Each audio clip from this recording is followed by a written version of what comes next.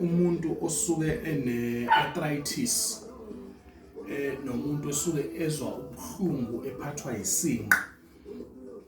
noma usuke uphathwa i-high blood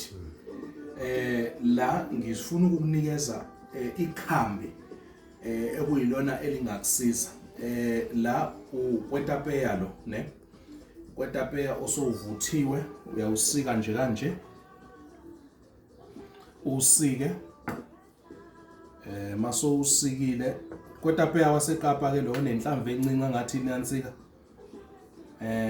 engayazi ubese ukhipha inhlamvu le yeke ukwetapeya lo ngizowudla ngiqala ngotest ngizwa la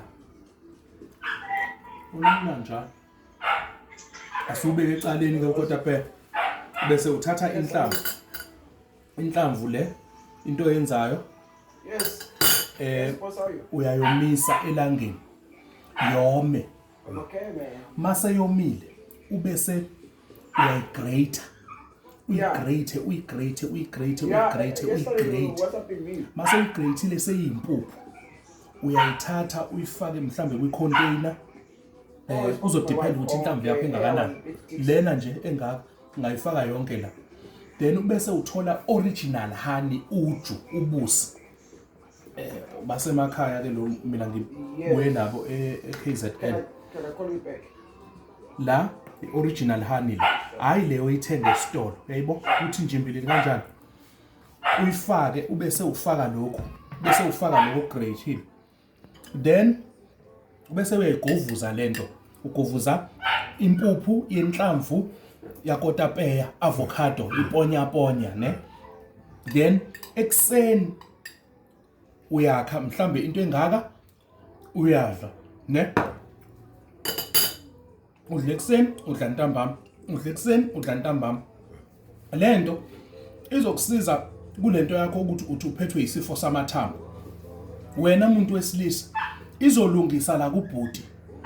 ubhuti angathi uyamenyezwa abese angasabeli izolungisa lo mcimbi ngoba ubhuti funeka ahleze athi menyezwa uyasabela ngoba phela isihlali sisuke simemeza ubhuti ngoba nako sisuke sixakekile so kufanele ke uyilungise lo yonto ngiyakuhlebela then lento uzolokane uyenza ke ungazithola le nhlamvu zakwetapeya ulokane uyenza lento continuously for a month uzothi mawusuthi uya kodokotela laba abanemshini abakwazi ukuthi ba-check basho ukuthi hayi cha so right usuyaphila even i-high blood izohlika ulentuzana inkinga le yeqolo elibuhlungu umzimba obuhlungu arthritis izokwazi ukuthi ilapheke ube right okay but fanele uthole original le ephakwa abafana inyosi eziphakwa abafana hayi lokho kuthenga esitolo ngoba lokuyana kusuke sekuprocessiwe akusuke sengasayenzi lento le ekusuke izokwenziwa ilobu esibulanda lapha emgedeni noma phakathi nezihlahla mabaphile kabantu babe right kube kuhle kube mhlophe siyabonga.